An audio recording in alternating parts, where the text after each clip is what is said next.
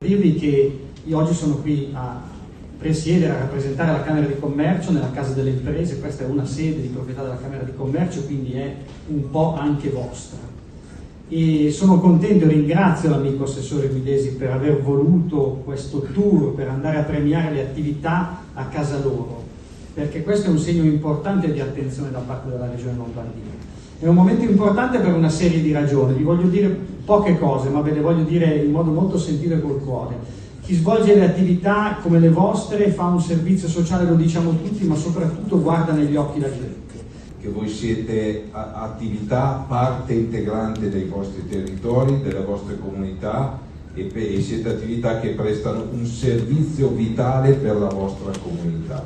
Il fatto che voi siate riusciti a resistere ha dato modo alle comunità di rigenerarsi, di avere continuità. Chi fa impresa in modo corretto ha un riconoscimento sul mercato che spesso consente di superare situazioni difficili e di tenere la presenza sul territorio per lungo tempo, pur con tutta la fatica che il cambiamento comporta, e ultimamente ne stiamo vivendo diversi.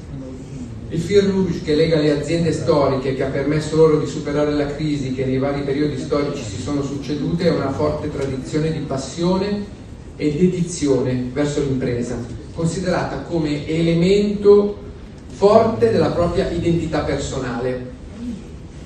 Non solo un luogo di lavoro quindi, ma anche un luogo di relazioni sociali, di rapporti e di tradizione familiare. Denis Sposi è appena premiato tra le attività storiche da Regione Lombardia, 60 anni a Varese. Da dove comincia la vostra storia?